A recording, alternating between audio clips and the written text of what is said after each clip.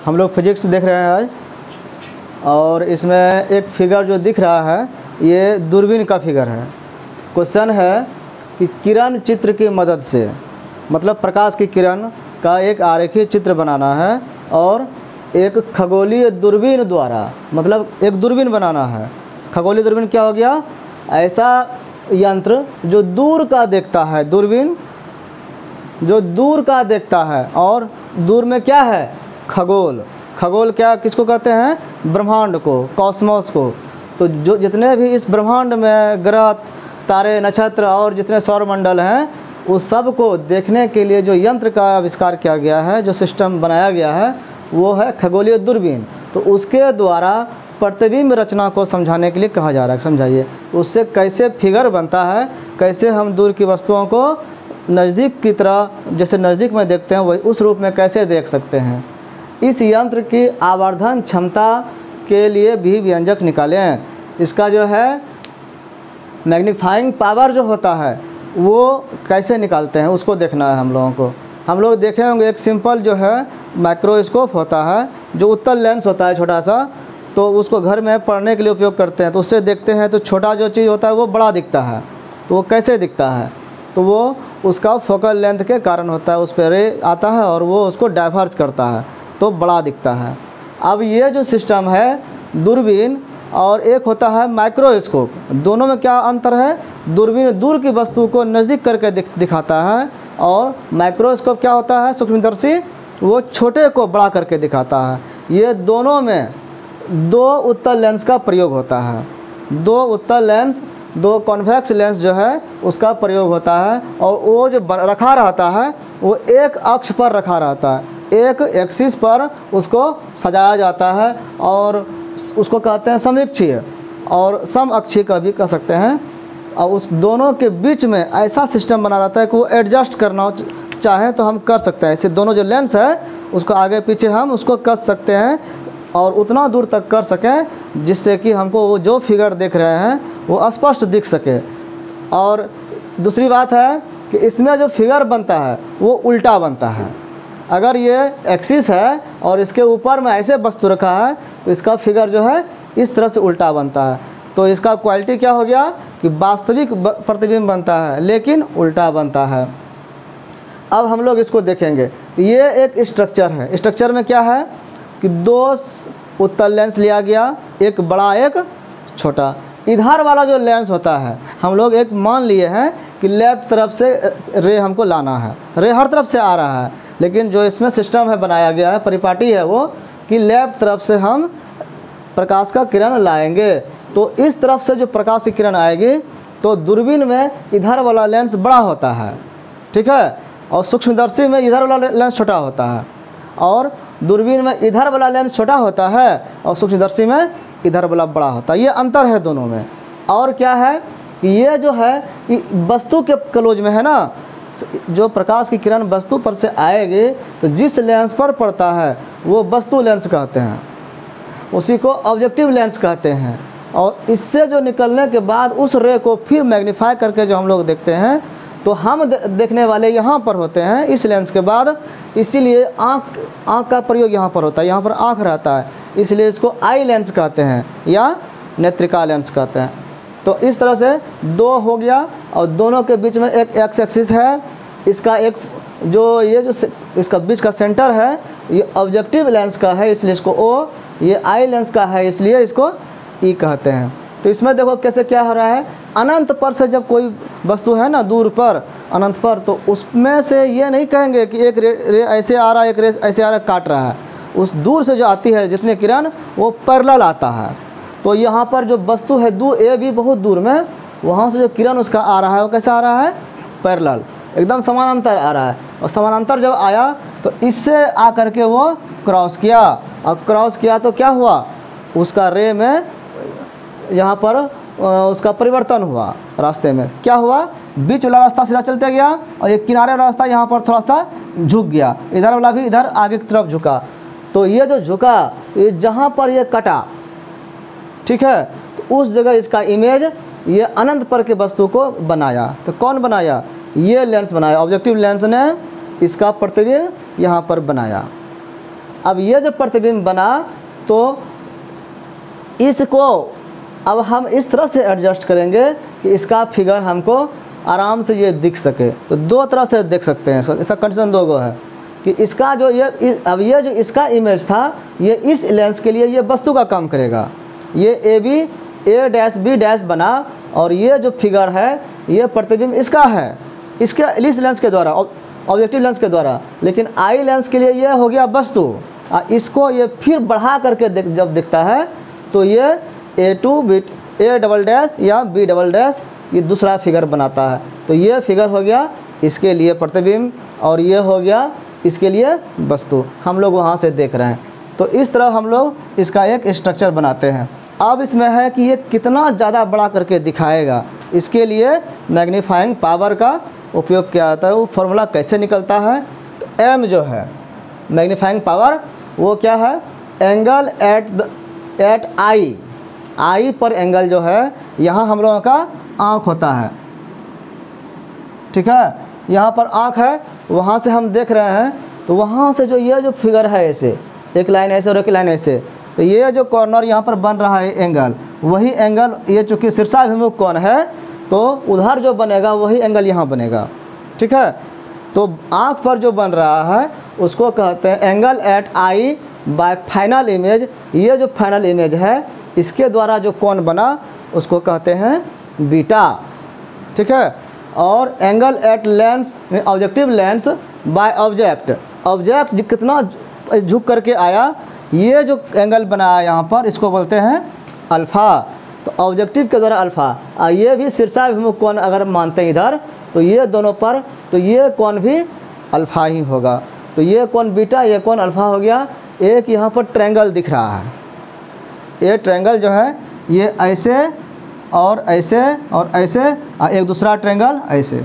तो ये इस दोनों ट्रायंगल के समीकरण को हम लोग tan से निकाल करके कैसे उसको आगे देखते हैं, बनाते हैं उसको।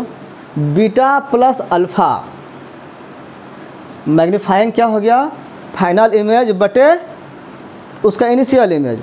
तो अब ये जो है दोनों हम उसको एंगल से निकाल रहे हैं, तो बीटा बटे अल्फ़ा ये जो बनेगा वो बनेगा कि कितना गुना बढ़ा। अब जितना गुना बढ़ा है उसको अगर ये चूँकि छोटा बहुत एंगल होता है इसलिए उसको tan में निकालते हैं हम। tan में जब निकालते हैं तो इसी को tan बीटा और tan अल्फ़ा का जो रेशियो निकालेंगे तो मैग्नीफाइंग पावर हमारा निकलेगा। अब दो गो ट्रायंगल लेते हैं, कौन कौन सा, in triangle A dash B dash O, कौन सा है ए डैश बी डैश ओ।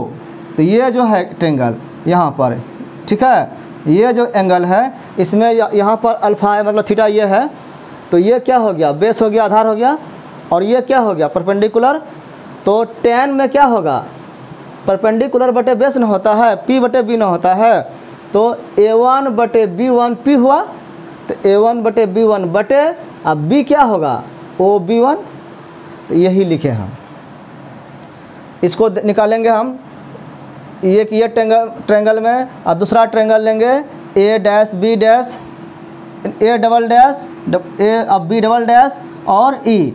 इस ट्रायंगल में दोनों में क्या देखते हैं कि हमको ये tan का जो वैल्यू है, tan का वैल्यू रखेंगे, tan बीटा जो है और tan अल्फ़ा इसका रेशियो निकालेंगे। तो tan बीटा क्या है, tan बीटा कहाँ पर बना, ये एंगल ना है, तो ये जब थीटा है ये ट्रायंगल में, तो ये जब थीटा है तो इसके साथ जो लगा है वो बेस होता है और इसके सामने जो भुजा होता है वो परपेंडिकुलर होता है। इसमें tan क्या होगा, ये p बटे b, तो p क्या है a डबल डैश अब b डबल डैश, एक भुजा हुआ p अब बटे b डबल डैश e। तो यही लिखेंगे a double dash b double dash अब बटे e b डबल डैश। ये हो गया इसका tan बीटा। अब बटे फिर ये अल्फ़ा वाला जो निकाले थे अभी a1 b1 बटे OB1, इसको कर लिए। इसका जब ये 4 फ्रैक्शन में है तो ये ऊपर ऊपर वाला 1 रहता है और नीचे नीचे वाला 2 रहता है, और ये मल्टीप्लाई जो होता है उल्टा होकर के होता है, तो अपोजिट हो गया। तो A double dash B double dash बटे ई बी डबल डैश लिख दिए, गुना इसको ओ बी जो है डैश इसको ऊपर कर दिए और ए डैश बी डैश जो उसको नीचे कर दिए, गुना कर दिए। इसको जब सॉल्व करेंगे तो हम ये देखते हैं कि ए डैश डबल डैश और बी डबल डैश जो है ये दोनों और ये दोनों समरूप होता है, और ई बी और E B one, E B double dash और ई बी सिंगल डैश जो है ये देखो, हम इसमें भी दो त्रिभुज देख रहे हैं, दो ट्रायंगल देख रहे हैं। एक है यहाँ से यहाँ तक और दूसरा है यहाँ से यहाँ तक। दोनों ट्रायंगल का जो है ये एंगल बीटा सेम है, ये बीटा सेम है। इसमें भी 90 डिग्री का कोण बन रहा है। दोनों त्रिभुज में दो कोण बराबर है। किसी भी त्रिभुज का पूरा माप कितना होता है 180 डिग्री। दो कोण का मान अगर हमको पता है और बराबर है तो इसमें जो है एंगल जो है अगर समरूप करते हैं तो तीसरा एंगल निश्चित है कि वो भी बराबर होगा। इसका मतलब हो गया ये एंगल जितना होगा उतना ही ये भी एंगल होगा। जब एंगल सब बराबर हो गया इसका मतलब पूरा ट्रायंगल जो है वो समरूप हुआ। समरूप जब होता है तो भुजा का रेशियो भी बराबर होता है। तो भुजा का रेशियो पहले क्या था, A double dash B double dash, ये जो लंबी था पी, इसके बदले हम इसको ले सकते हैं ए डैश बी डैश, उसी को लिए ए डैश बी डैश। उसी तरह से ई बी डबल डैश जो था, ई बी डबल डैश यहाँ तक जो बी था इस त्रिभुज में ई बी डैश भी ले सकते हैं वो भी। तो इसी को हम दूसरे रूप में इस तरह से लिए, और इधर ओ बी डैश ए डैश बी डैश था उसको रहने दिए। अब इसमें क्या होता है कि ओ बी डैश अब बटे ई बी डैश बचा। कैसे? इसलिए कि ए डैश बी डैश और ए डैश बी डैश ये दोनों खत्म हुआ कि नहीं हुआ, बचा क्या, ओ बी डैश बटे ई बी डैश। ये क्या है, ओ बी डैश और ई बी डैश। ये इसका यहाँ से यहाँ का दूरी और यहाँ से यहाँ का दूरी, ये जो बीच में फिगर है ये इसके बीच का दूरी हुआ। तो ये क्या दूरी है, ये ऑब्जेक्टिव लेंस के द्वारा ये जो बनाया गया है यहाँ पर फिगर बनाया गया है ये भी है भी ओ, और इधर के लिए ये चूँकि ऑब्जेक्ट का काम कर रहा है तो इस लेंस के लिए ये यू है। यू होता है वस्तु के लिए और प्रतिबिंब के लिए इमेज के लिए होता है भी। अब जो लेंस बनाएगा ओ वाला बनाएगा तो ओ उसके साथ लगा देंगे, ई वाला बनाएगा तो ई लगा देंगे। अब जो है इसको हम लोग देखते हैं कि एम जो निकला ओ बी डैश बटे ई बी डैश, इसको यहाँ लिख लिए। ओ बी डैश क्या है, ओ बी डैश क्या है, तो कोई भी अनंत से जब उसका प्रतिबिंब बनता है उत्तल लेंस के द्वारा तो उसका वो फोकल लेंथ पर बनता है। कैसे बनता है, फोकल लेंथ पर। तो ओ बी जो है ये जो दूरी होगा ये होगा एफ ओ, मतलब फोकल लेंथ होगा। ये फोकल लेंथ पर ही उसका बनाएगा अनंत से, या फोकल लेंथ से जब चलता है ना तो उसका दूरी उसका इमेज अनंत पर बनता है। ये उल्टा चलता है तो अनंत से आया तो फोकल लेंथ पर बना। तो ये एफ ओ जो है यही है इसके लिए भी ओ, एफ ओ, इसको भी ओ भी कह सकते हैं, आगे हम लोग देखेंगे केस में।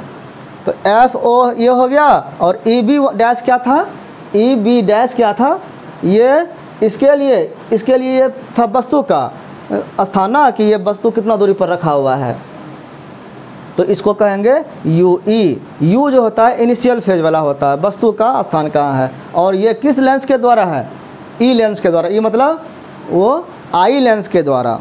तो हमारे पास जो फॉर्मूला निकला m बराबर एफ ओ बटे यू ई। आई माइनस क्यों है, माइनस इसलिए है कि ये जो फिगर में हम देख रहे हैं कि किरण जो आता है लेफ़्ट टू राइट होता है, लेकिन फिगर हमारा बन किधर रहा है, उधर से हमको बढ़ाना पड़ रहा है। हम जो देख रहे हैं फिगर बनाने का जो ड्रॉ किए हैं हमको उधर से लेफ्ट तरफ बनता है। तो ये जो अपोजिट डायरेक्शन है इसके कारण, ये उल्टा डायरेक्शन होने के कारण वो माइनस होता है। जब सेम डायरेक्शन में होगा तो दोनों प्लस होगा, इधर जब आएगा तो दोनों माइनस होगा। तो एफ ओ ये प्लस है तो प्लस लिखने की ज़रूरत नहीं है, और यू जो है यू जीरो यू ई ये हो गया माइनस। क्यों, क्योंकि ये लेफ़्ट साइडेड है। तो यही मेन फार्मूला है। अब इसका देखेंगे, इसमें जो माइनस होता है ये वैल्यू को अंतर नहीं करता है, ये सिर्फ एक सिंबल है ये डायरेक्शन के द्वारा। तो ये माइनस जो दिखाता है ये इन्वर्टेड इमेज बनेगा, उल्टा प्रतिबिंब बनेगा, यही बताता है। इसका माइनस का मतलब इतना ही है। अगर हम इसका वैल्यू निकालेंगे, इसका न्यूमेरिकल बनाएंगे तो मैग्नीफाइंग पावर जो होगा MP या M जो होगा, हमको अगर ये दोनों पता है तो सिर्फ इसका रेशियो निकालेंगे, उसमें माइनस नहीं लिखेंगे, लिखने की ज़रूरत नहीं है। और उसके साथ लिख देंगे वास्तविक और उल्टा प्रतिबिंब बनेगा। अब केस 1 है, 2 केस है इसमें। एक है फिगर बनेगा यहीं पर जो वास्तविक हम आसानी से देख सकें। हमारा जो है जो देखने का न्यूनतम दूरी है कितना है, डी होता है 25 सेंटीमीटर, उस पर बनना या अनंत पर बनना।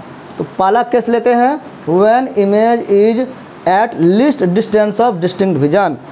स्पष्ट दृष्टिता का जो दूरी है, लिस्ट कम से कम, उसको कहते हैं डी। क्या बोलते हैं उसको, यहाँ ब्रैकेट में डी मान लेते हैं उसको। तो डी पर अगर फिगर बन रहा है तो डी का मतलब क्या हुआ कि जहाँ तक हम स्पष्ट देख सकते हैं, उसके आगे अगर आ जाएगा तो हम उसको देख नहीं पाएंगे। तो डी पर अगर होगा तो जो फाइनल प्रतिबिंब बनता है उसको क्या कहते हैं, भी बोलते हैं। तो इसके द्वारा जो भी होगा, ये जो भी है, फिगर चूँकि यहाँ बन रहा है ना भी, तो ये है आई लेंस के लिए भी, और ये आई लेंस के द्वारा बन रहा है इसलिए भी ई। और फर्स्ट केस में ये स्पष्ट न्यूनतम दूरी पर है इसलिए ये डी के बराबर होगा। तो भी ई बराबर डी इस केस में होगा, भी ई बराबर डी। एक हमको स्पष्ट दिखा। दूसरा है कि लेंस का एक फॉर्मूला है। लेंस का क्या फॉर्मूला है, 1/f equal to 1/v minus 1/u। Figure है ये आई लेंस के लिए हम देख रहे हैं तो तीनों में ई लगा दिए। तो 1/fe इजक्वल टू क्या होगा, 1/ve माइनस 1/ue। अब इसमें जो है हम ve बराबर डी भी रख सकते हैं। अब इसको जब हम देखें तो ve बराबर डी रख दिए, ये जो है लेफ़्ट तरफ बन रहा है इसलिए माइनस कर दिए 1/ue जो है ये भी लेफ़्ट तरफ है इसलिए ये भी माइनस हुआ। तो ये माइनस माइनस क्या हो गया, प्लस। तो ये प्लस हो गया तो इसको अलग कर दिए हम, और 1/ue इसको प्लस करके इस तरफ कर दिए या यहीं पर रहने दिए। और ये जो 1/-d है इसको इस पार करेंगे तो क्या होगा, 1/+d हो जाएगा।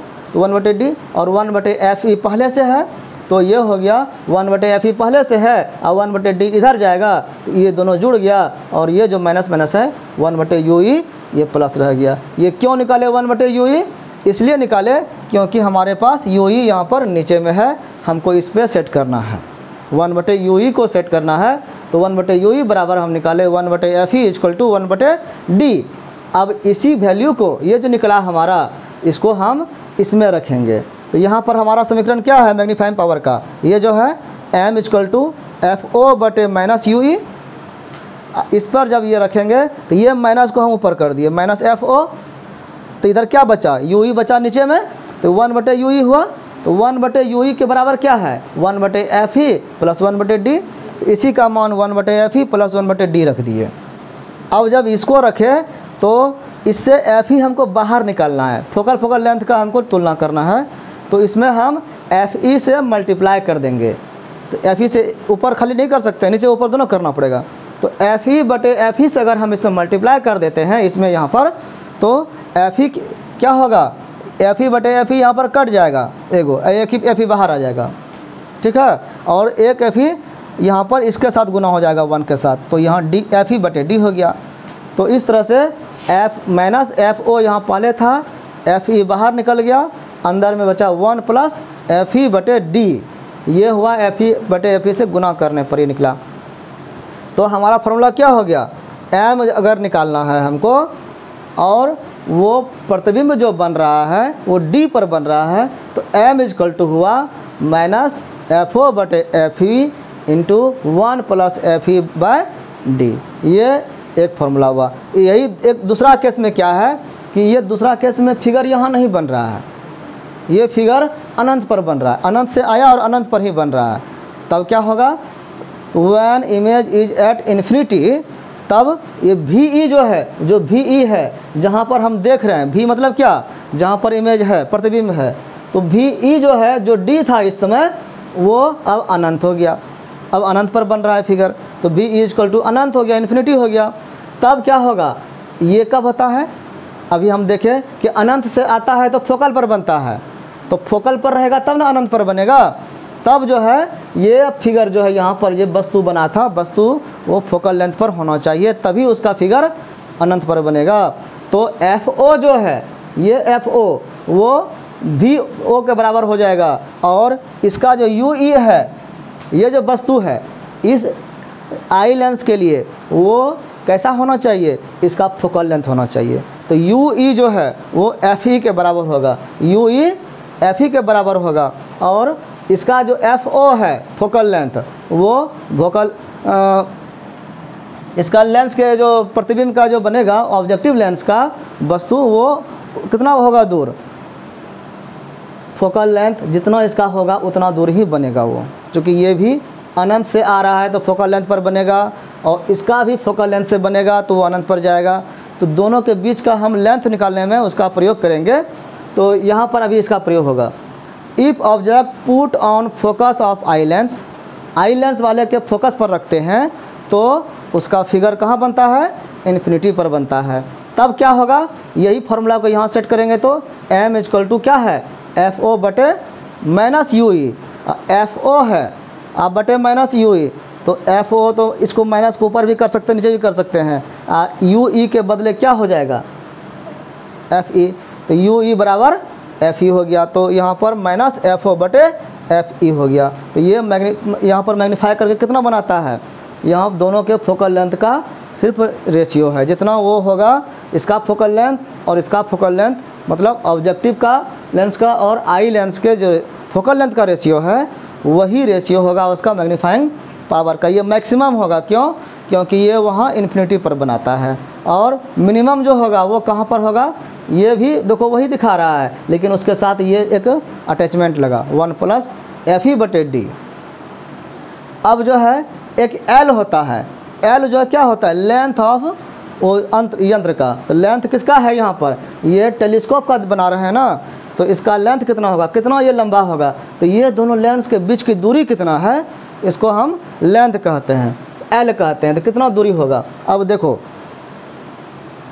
यहाँ जो हम देखे अभी कि इससे जो प्रतिबिंब बना भी बना, वो जहाँ बनेगा उसको भी बोलेंगे, ऑब्जेक्टिव के द्वारा बना तो ओ बोलेंगे। तो वी ओ जो है ये क्या होगा, वो एफ ओ के बराबर होगा, क्योंकि उसके फोकल लेंथ पर जाएगा।